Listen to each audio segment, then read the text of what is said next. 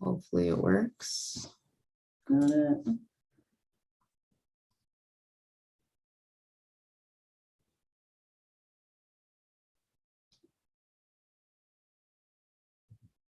Okay. Hopefully it works. Got it. Okay.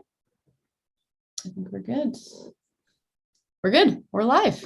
Yeah. So, hello, everyone. Welcome to this month's installment of Succession Matters, a platform by which we hope to shed a little light on the various topics of succession by speaking with professionals from all walks. My name is Chelsea Lees. I will be acting as your host, and today we are focused on the topic of emotional readiness to sell. I'm so happy to have with me Dr. Regan Patrick, PhD in the departments of neuropsychology and geriatric psychiatry, for the McLean Hospital, Harvard Medical School. Dr. Patrick actively A/B tests what they use in clinic to his own personal motivation, development of habits or routines, and has a keen interest in the overlap with the business world.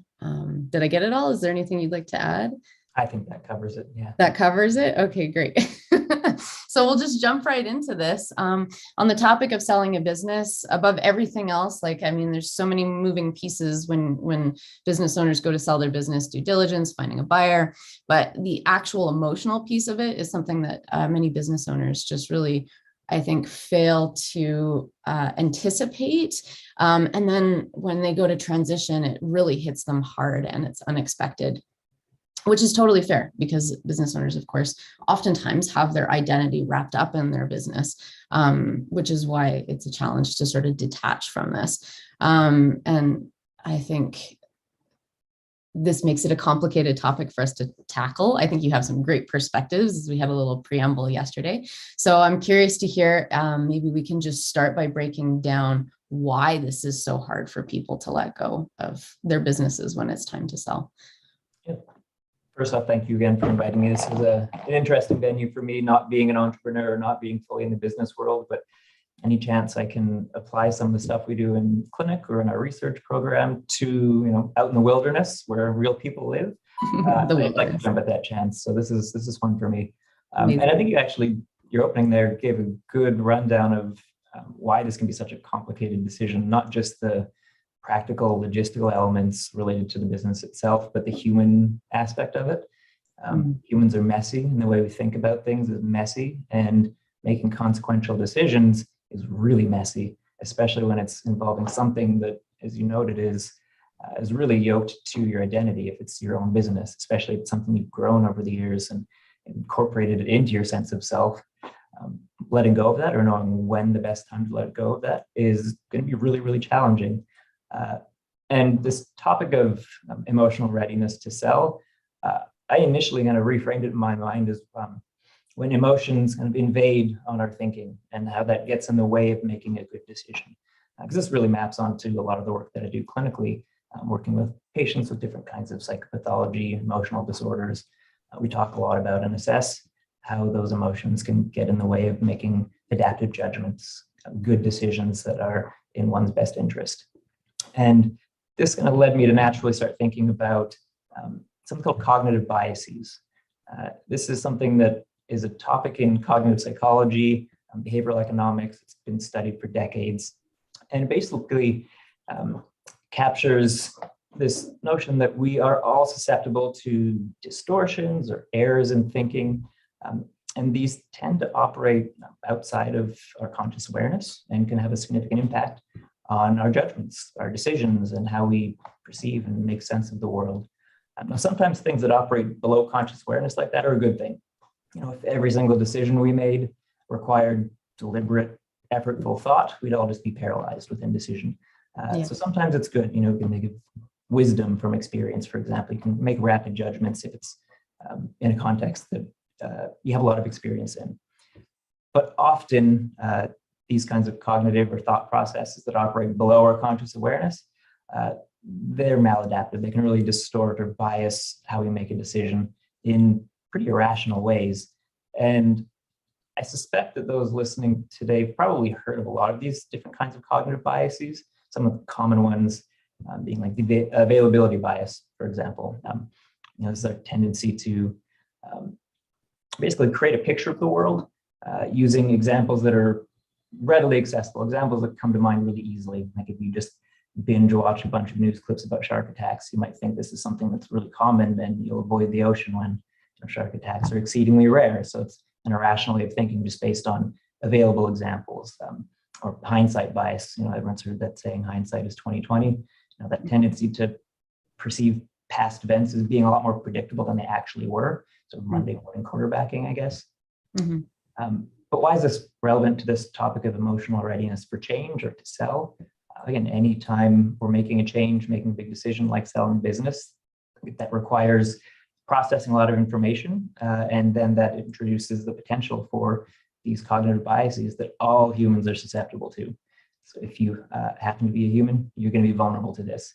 And arguably the most relevant in this context is something called the sunk cost fallacy. We talked a little bit about this in our preamble earlier. And some of the listeners may be familiar with this, maybe not. It's a bit of an obscure topic too, but in the business world, certainly more relevant. And it basically describes our tendency to persist and follow through on something, some kind of investment, something we've invested a lot of time and effort or money into, whether or not the current cost or the future predicted cost outweighs the benefit or not. And it tends to go against evidence showing that it's no longer maybe the best decision to persist. And when we use the term sunk cost, it means a cost that you've already incurred. It can't be recovered. Something you've already invested, that money's gone or that time is gone. You can never get time back. So that rationally shouldn't factor into a future-oriented decision. It's gone, it's in the past. But we often let that hold us back and let that guide our behavior and our future-oriented behaviors especially. So essentially, the principle underlying this is that any past cost that's already been paid, again, can't be recovered. So a business that's already invested millions of dollars into new hardware or something, that money's gone, it's not going to be recovered. It shouldn't factor into a business decision going forward. And this doesn't just happen in the world of business. This happens in a number of different contexts. In relationships, staying in a relationship that is bad for you because I've been in it for so long and already invested so much time and effort, and maybe there's an element of loss aversion there, I'm going to be alone for the rest of my life. So all these things that are really grounded in all the time you've already put into a relationship, guiding your decision going forward when you're not happy with it. Again, it doesn't seem to make sense on its face, but we've all probably done it to some level. Or even something as simple as going to a movie at a theater. Within the first 20 minutes, you realize the movie is intensely boring. It's just not up your alley, but you think, I paid for it, so I might as well sit and watch the rest of it. But if you sit and ask yourself, why do I actually do that? It doesn't make any sense. You paid the money already. You're not going to get it back. Why are you going to suffer through, another 90 minutes of a film you don't like? So this sunk cost idea is pernicious. It happens in lots of different contexts, and it's in a lot of ways a normal human experience, but it can really affect consequential decisions like selling your own business. Again, especially if you've invested a lot of time, money, effort, blood, sweat, tears into that. So this is something that also creates a vicious cycle. If you continue to invest time, money, effort into some kind of endeavor that you've already invested a lot of that into, well, the more we invest, the more emotionally committed we feel, the more emotionally invested we feel, and the more resources we're likely to continue to pour into it. So all this can add up to making it really difficult to finally sell something you've invested a lot of time in. Even if you actually do a cost benefit analysis looking into the future, exclusively looking into the future, the evidence suggests it doesn't make much sense to carry on the way you are. So it's this, again, emotional infiltration of our normal rational thought processes that can impede identifying when it's the right time to sell. Emotions can get in the way of all kinds of things. They're wonderful too, but when we think of this idea of sort of two streams of thought, hot and cold cognition, that hot part sometimes tips the scale. So there's an imbalance between the two, and we can ultimately end up with maladaptive decisions, maladaptive judgments that just ultimately aren't in our best interest. And the next question would be, why does this happen? Yeah. Well, I was going to say, is there a evolutionary benefit to the sunk cost fallacy? There's got to be something, like anxiety has its place, right? And oftentimes it gets misplaced. Like how does that relate with the sunk cost? What's the benefit of it? Why do we have it to begin with? So I would actually relate the benefit more broadly to having these sort of subconscious thought processes that can result in cognitive biases. Again, our cognitive and our neural architecture is all evolved with an eye toward improving efficiency. So there's definitely advantages to having these sort of rapid, again, almost below conscious awareness thoughts that can help guide behavior so that we're not just, again, paralyzed by indecision. And often that sort of rapid, almost intuitive thought is laden with some sort of emotion, some sort of affect. So there's advantages to that for sure. And, our human psychology probably evolved in some way so that we could take advantage of accumulated wisdom, intuition, and let that guide our behavior in a more efficient way. In terms of the sunk cost fallacy itself, if there's an evolutionary advantage of some kind, I would actually say this is probably one of those maladaptive byproducts of something that's evolutionarily advantageous. And that is something that exists in all different kinds of evolutionary behavior and physical traits. We're not a finished product. Evolution is a continuous thing. So I think this is one of those weird byproducts, quirks that ultimately can be maladaptive and get in the way. But I think there's a lot of individual level factors that make us more vulnerable to something like the sunk cost fallacy too. Because yes, while being able to think automatically to some extent can be helpful, we're also not purely rational thinkers, not even close. Yeah. We have ingrained beliefs and emotions and desires and really important personality traits like impulsivity and openness to experience. All of that can leave us vulnerable to these kinds of biases in thinking, especially the sunk cost fallacy. And this also explains why there's individual difference in some people being more susceptible to this than others, because we all have sort of different ingredients that make us who we are. And one of those ingredients could be susceptibility to something like I mentioned earlier, loss aversion, getting rid of something that is such an important part of your identity. We are influenced a lot more by feelings of loss relative to positive feelings associated with gain. It's another one of those weird human quirks. So selling a business, if it's a part of your sense of self, and feels like a loss, and that impact can be really, really strong. Yeah. I think a number of reasons why we're vulnerable to this: evolutionary, personality, all the individual traits that make us who we are, all these ingredients that make us human, but then also make us fallible in a lot of ways. Right. Yeah. The flawed human experience, right? Exactly, yeah. Yeah, totally. So, and I'm hoping that I can articulate this question correctly here. When somebody is very wrapped up in their business and they make the decision to sell, there's obviously going to be a moment of sort of teasing apart that emotional component, like you were just mentioning, that the sunk cost from what actually needs to happen. And then we also see the challenge arise when it comes time to find a buyer, because people think I just need to find a buyer, but then they might find a buyer, but it might not be somebody that gives them, warm, fuzzy feelings, or somebody that they feel is going to be the right person to take over from their business. So how do you tease out and identify what's sunk cost emotion, what's intuition as to the direction you need to go, and what is the actual positive path forward for you? Do you have any tips? It's a complicated question that obviously is going to vary from person to person. I think in terms of avoiding the sunk cost trap itself, being able to recognize that, what we're doing today, educating folks about it, that is the most critical element. There's that old kind of cliche saying, knowledge is power. It is definitely true in this kind of context. Just being aware that we have these kinds of biases, and this one in particular, in this business selling context, being aware of that is, again, the essential first step in being able to do a bit of a self-assessment. Is my decision-making, are my thought processes being guided by what is a distorted way of thinking, a normal human way of thinking, but a distorted one? So just being aware is really important. And then you can take the next step of making a self-assessment. So are you focusing on concrete evidence, data, or are you grounded in the emotional investment of the moment? If you do sort of a pro and cons list, if the only pro is, again, that emotional investment that I've put so much time and money, I just don't want to lose that now. I think that's a good signal that you should probably go in the opposite direction. because it's not really from a business standpoint, from an economic standpoint, the most important element. And it could be actually working against you in that way. And then also being aware of other biases in thinking that can operate in parallel. One of the, I'd say most common, probably one of the most familiar would be the confirmation bias. So again, if you're sort of on that, still contemplating whether you want to get rid of the business or sell the business, and you're looking for evidence that might support one decision or another, and if there's that emotional element that's bringing you into this sunk cost territory, you're more likely to interpret information in line with what you want to believe. That maybe keeping my business is the right thing. So we'll look for data points that support that.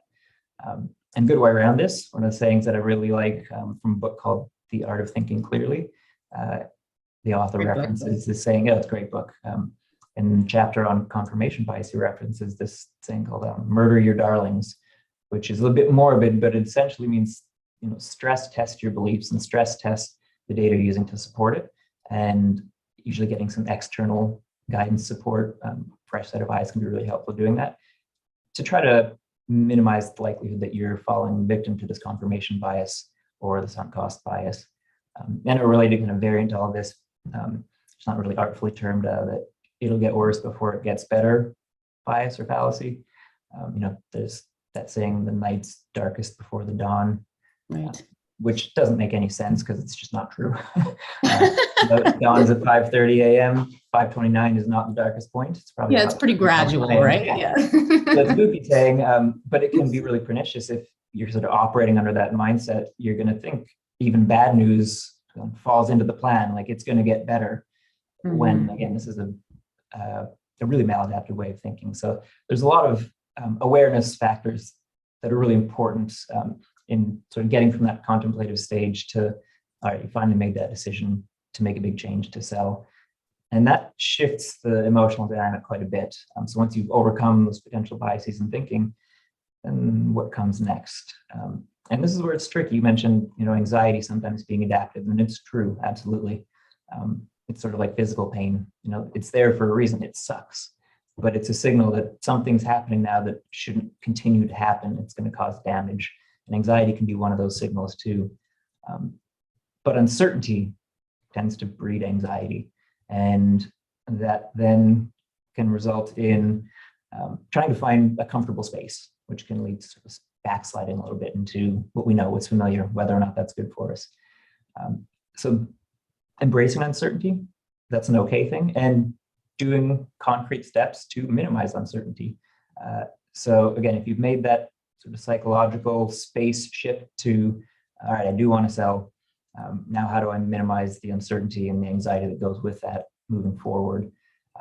And you spoke to identifying a buyer who might have a similar value system, because you don't want maybe you do, but I'm sure if you're selling a small business of yours that you've had for a long time, you don't want to see it torn down to parts and sold off or something like that. You'd probably like to see it continue to flourish. So identifying a buyer who shares similar values that you have. But beyond just identifying something in the person who's going to be buying your business, kind of identifying and clearly recognizing your own value system and how that can guide yourself going forward. So it's easy to think that, I've been in this business for 2-3 decades. It's like all of my identity. It's really not. We're made up of lots of different parts. It could be a big part, an active part for a long time, but we are made up of lots of different parts that go beyond our professional life or professional existence. So actually giving yourself some time to explore that and get a really good handle on what your entire value system looks like, and then trying to find new goals, new endeavors that map onto those other values that, again, if you're living a life that aligns with what you think is important, you're more likely going to feel fulfilled, content, you get that sense of mastery and reward and accomplishment that sustains you going forward, that keeps you motivated, that keeps you engaged in life, that keeps you from falling into, despair, depression, anxiety, complacency, all the stuff that, ingredients for depression, for mental illness. So both looking externally to who's going to be acquiring the business and looking within yourself to identify what is important to me beyond this admittedly probably a big part of your identity. These are really important. And then there's the logistical part too, making sure you've crossed all your T's, dotted all your I's as part of the transition. Do you have a comprehensively laid out exit or transition plan in place? Again, this gets back to that getting rid of uncertainty, taking care of all these things that are under your control to the extent possible. You're going to feel more comfortable pulling the trigger and then going forward. And then having trusted advisors, people around you, to, again, help stress test all aspects of this tends to help. Trying to do it all on your own, then we're a lot more vulnerable to falling victim to our own quirks and thinking based on whatever experiences we might have had or currently going through. Yeah, absolutely. And I really appreciate that you just said, mention that uncertainty piece, because I think, and for those of us who are tuning in that maybe don't know what succession matching is or does, but we're a two-sided marketplace that matches sellers and buyers. I always mean to mention this at the beginning and always forget. But we also, have a formal succession planning program where we help sellers get ready to sell, right? And there's not much we can really do to help them emotionally get ready to sell, other than, help them, put together their books and, get their staff ready and, create sort of mitigation plans and so on and so forth. But it never dawned on me, other than it's just like, it's good to plan. And that helps from a psychological perspective to like move towards just wrapping your head around that change in life. But you're right, it completely tackles that uncertainty piece and makes things feel a little bit more comfortable. And it is gradual over time. So it is that darkness before the dawn, if you want to think of it that way. It's just like slowly, slowly working your way to the sun coming up and moving into the next phase of your life, whatever that might be. And what you just described too is pretty similar to, it's a core principle in a lot of like evidence-based therapy, for example. If we could just control our emotions voluntarily, someone like me wouldn't have a job. This entire industry of psychology and psychiatry wouldn't exist, because we could just make ourselves feel better. We don't operate that way. We have to do other things that indirectly can influence emotions. So the way we think about the world, the way we behave, the way we plan and prepare, all this stuff has an indirect impact on our emotional experience. Again, getting this idea of uncertainty, the more preparation involved, the more due diligence we've done, the more supportive, competent people we've surrounded ourselves with something like succession matching, where that's sort of the core aspect of the business, is helping with that transition and helping address a lot of the complexities of that process. That leads to a lot more comfort and confidence going forward, which is going to lead to a more positive emotional experience. So there's that indirect impact on our emotional existence that can help bolster our readiness to pull the trigger to change. And again, this is, as we're talking, it's an idea that cuts across different contexts, whether it's, again, in a therapy context, trying to make some sort of personal change, or whether it's in this professional context, trying to sell business. There's lots of indirect things we can do that can leave us in a better emotional state, so that we're more confident in making the decision to sell, and then more confident in the process, and then feel better going forward afterwards, minimizing that sense of grief or loss that comes with losing an important part of your life that's been there maybe for decades. So there's lots of that preparatory work that can lead to generally more positive, or at least more stable emotional experience. It's always a good thing when making decisions. Yeah, totally. Yeah, I completely agree. Yeah. We're getting some questions coming in here. So I'm trying to decide, I'm just going to read it real quick so that we can see if we want to tackle it right away before moving on to another question that I have for you. So we have somebody asking, would you suggest getting emotionally prepared as much as you can before you even begin developing a formal succession plan? That's a really good question. Like, before you start planning, should you be emotionally planning, and what could you be doing in that space to plan? That's a good question. It's kind of a tough one too, because that what emotional readiness looks like is going to, I think, vary depending on what stage of the process you're in. And this idea of getting emotionally prepared before you've done anything, I'm not entirely sure what that would look like. I think part of that is going to involve that almost initial, I think this is oversimplifying, but pros, cons of maintaining versus selling the business, both at a sort of practical, financial, logistical level, and at a personal level.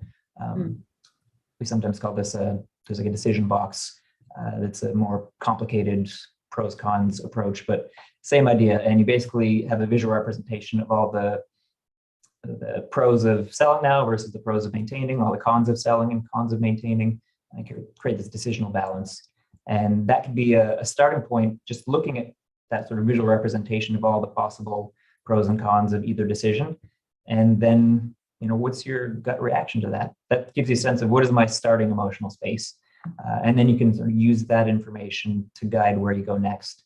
Because, if most of the pros that you're able to identify are with keeping the business, then, that could be meaningful information. But then again, you also want to scrutinize that a little bit. Going back to what we were talking about earlier, are all these pros grounded in the emotional investment that have already committed to the business, or the financial investment, time investment have already committed, and is that just holding me back? Again, the sunk cost idea. So some of that initial decisional balance type exercise could be really helpful in just taking stock of what your emotional state is at that point, and then based on your experience doing that kind of exercise, then maybe shifting into if there's a lot of anxiety still, I think that's a signal. That's a meaningful signal that you need to process this a little bit more. Talk about it with business partners, with family. Wonder out loud with family what it would look like if the business wasn't part of your life anymore. So I think there's lots of things that are potentially helpful exercises that you can do really early on to just get a sense of where your emotional state is, what your mindset is, before you take any sort of concrete steps.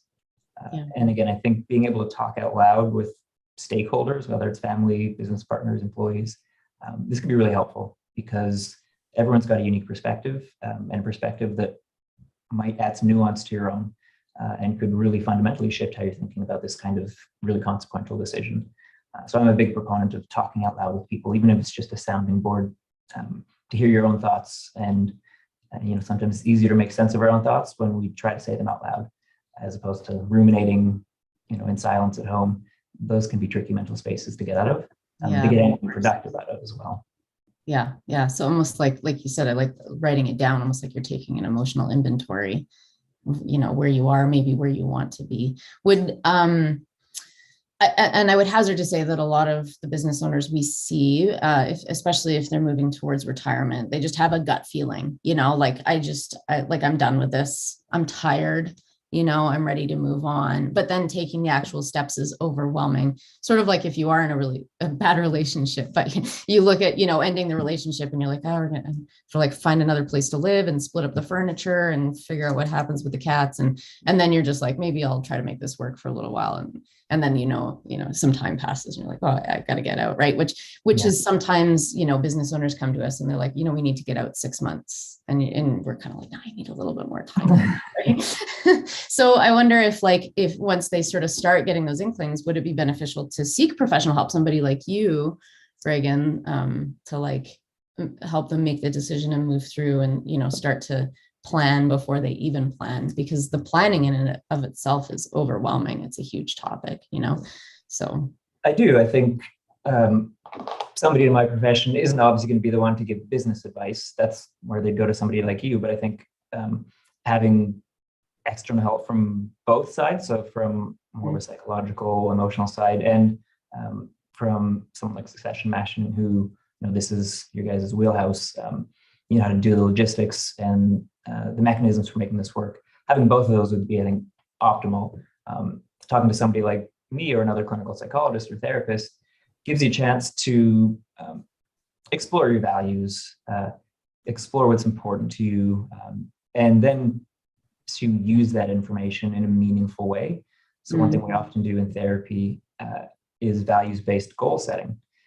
And the first step in that is literally writing out what your values are, making a clear description of your value system, your belief system, and then taking stock. Am I currently living a life that jives with my value system? And if not, what are some of the values that are really important to me that I'm not really addressing, that I'm not acting in a way or living in a way that adhere to those values? And these are formal exercises that you can do with a therapist. And your therapist, again, isn't going to tell you what your values are or tell you how you should be living according to them. It's someone to help facilitate that process so you can come to these ideas and resolutions on your own. And the therapist will do that in an evidence-based way, based on the science of what we know helps with change and helps with effective goal setting and dealing with the emotional dynamic that's unique to every person when you're doing that whole process. So that can be a really important step in just gaining some insight into, am I ready now? What could this look like going forward? It can often breed a lot of intrinsic motivation as well when you realize, I've maybe neglected a lot of important personal values to make sure this business was successful, which was probably another value as well. But maybe it doesn't always have to be a zero-sum game like that. There could be a lot of smaller things you could do, start building into your life that start to get you to a point where you're living a more, robust existence, where a lot of your important values are being met, not in an all or nothing way.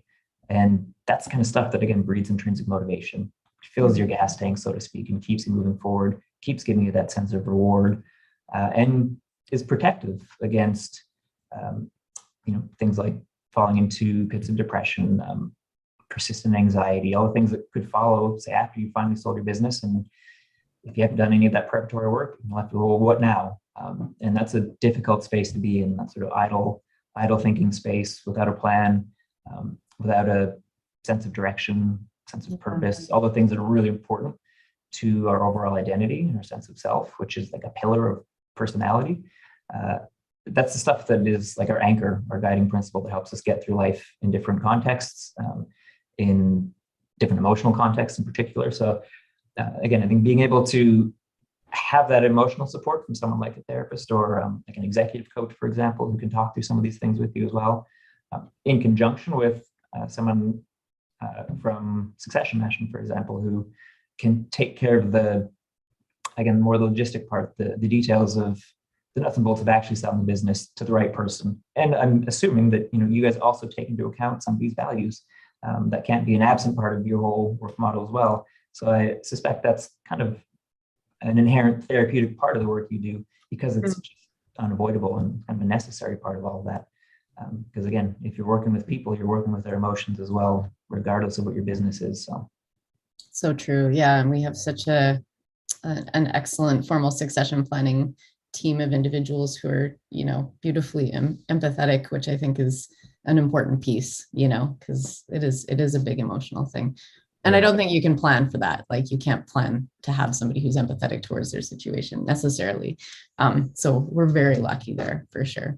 Definitely. I'm going to shift gears and ask you one last question before we sign off, because I'm cognizant of time here. But one of the things that we encourage a lot of our sellers to do is engage in a mentorship period with their buyer after the business has been sold. Mostly the reason that we do that is because it ensures the health and success of the business as it moves forward. There's lots to pass off. We don't want the business to sell and the owner to just sort of disappear entirely. And then the new buyer is sort of like left with all these balls in the air to juggle that they aren't really sure how to do so. But I'm wondering, from that emotional standpoint, if there's any advice you could lend in terms of what it would be like to go through that mentorship period, because it's also got to be a challenge to watch your business, your baby, be handed over to someone else and then gradually work with them to take over more and more of the responsibilities and then step away. And I'm thinking specifically of a friend of mine. His father was the lead pastor at a big church downtown. And when I think he had the role for something like 25 plus odd years. And then when he gave it up, he had to stay for a mentorship period of a few months, not very long. But then he wasn't allowed to step foot in the church for like a year after. And I guess that's a rule within their congregation. I'm not clear on all the details, but I thought that was an interesting thing, because it was like, he wasn't allowed to go back and like instill or impart what he thought should be happening under the rule of the new person. So this interesting relationship between mentorship and like walking away entirely. What are your thoughts on all that? And when it comes to, business owners mentoring the new business owner into their business? Generally, I like that idea. I think it's mutually beneficial, obviously for the person buying the business to have that mentorship from somebody who knows the ins and outs as extensively as the seller does. That's valuable. From the seller standpoint, I think that mentorship is also helpful, potentially in bringing some level of comfort, relief, knowing that like I'm helping shape what this looks like to an extent going forward. Again, business, even after you've sold it, it's still kind of your baby and you want to make sure it's in good health going forward, in the right hands going forward. And feeling like you're playing an active role to some extent, or having some agency in what that looks like, is really good for psychological, emotional well-being. I think where it could get tricky in the example you described is when there's surprises like that. And this is where doing whatever you can in advance of that formal mentorship relationship being put in place, again, so that we're getting rid of uncertainties, so that the buyer and the seller have a pretty good handle on what the plan is going forward. And that's openly discussed. If we know there's going to be this formal mentorship relationship, I would think both parties are going to want to know what the future plan is going to look like, at least broad strokes. And that would probably result in a more productive transition period, a mentor-mentee relationship, as opposed to, again, maybe the buyer came with ideas that the first time the seller hears about them is 4 or 5 weeks into the mentorship period. That surprise could be jarring. That could really perturb someone's emotional system and lead to remorse, regret. What have I done?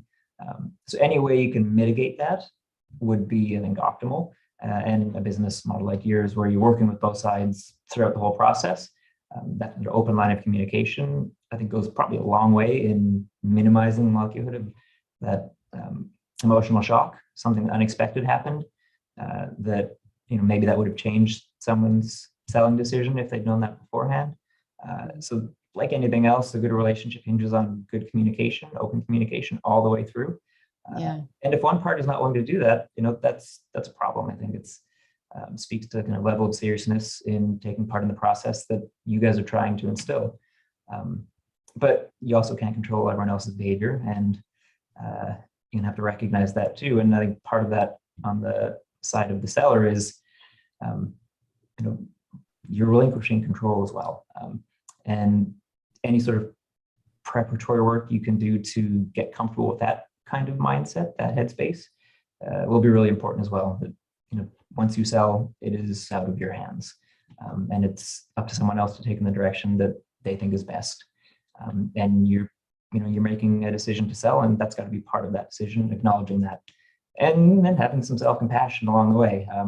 If you do sell and you get surprised by a decision that the new buyer has made, and maybe it's not the one that you would have made, and you start to regret it. Well, I couldn't have known this. I didn't make a mistake. Again, I can't control what others are going to do. These things happen. So again, self-compassion, being kind to yourself throughout this process is a really important piece as well. Easier said than done. That's where talking to somebody, having friends around, other important people in your life around to talk out loud about these things can be really helpful. Often when we're stuck in our own ruminative mindset by ourselves, that's when those guilty, remorseful, regretful thoughts can kind of get overpowering. And it's hard for compassion to find some space in there. So having someone else around you who's a bit more objective tends to help with that. Yeah, absolutely. But when you talk about having, a sort of third party to bounce things off of that sounding board, do you want to be careful about who you pick? Like if because you could be picking your partner who's also working in the business with you, or, has very strong opinions on the matter.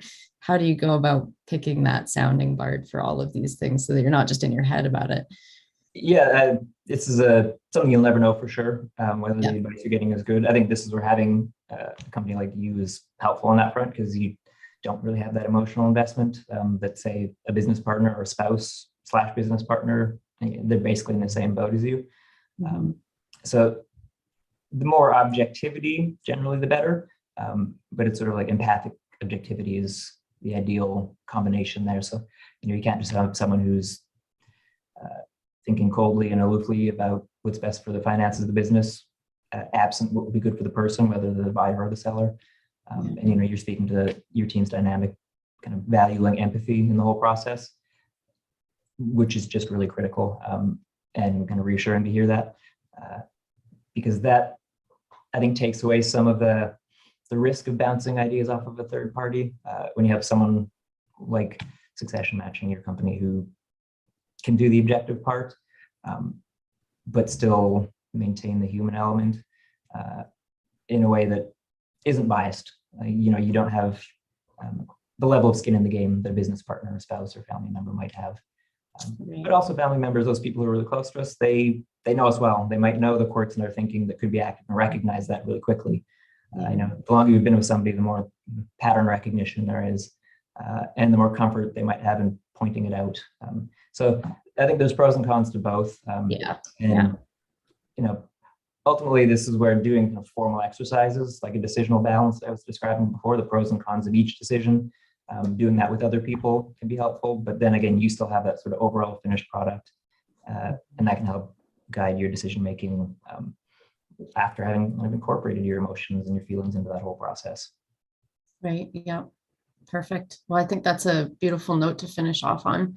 Thank you so much, Dr. Patrick, for taking your time with us today. Really appreciate it. Thank you, everybody who tuned in. As per usual, we'll be releasing this in the podcast form over the course of the next week. So you can look forward to that. And thanks again so much. I really appreciate it. Thanks for having me, and feel free to throw my email in if people want to reach out and have questions. We'll happily make myself available. Amazing.